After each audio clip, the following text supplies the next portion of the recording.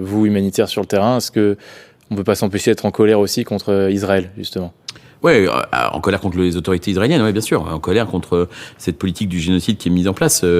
Il faut que les otages soient rendus. On oublie souvent, nous, humanitaires, de le dire. Hein. Il y a quand même 35 otages qui sont présumés encore vivants dans la bande de Gaza. 25 plus 10 morts, pardon. Il faut qu'ils soient rendus.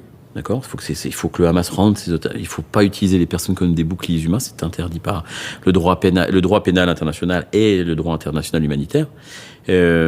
Mais c'est pas tous les Israéliens. Il y a une vague, une lame de fond plutôt progressiste en Israël qui veut arrêter ce massacre fait autour des Gazaouis. Et oui, je suis en colère contre les autorités israéliennes, oui, contre Netanyahou, son gouvernement, les colons qui viennent grignoter le territoire de l'autre, des Palestiniens. Oui, je suis vraiment en colère et c'est pour ça que je le dis. Il faut que ça stoppe. C'est pas possible de tuer des gens par milliers par semaine dans toute impunité.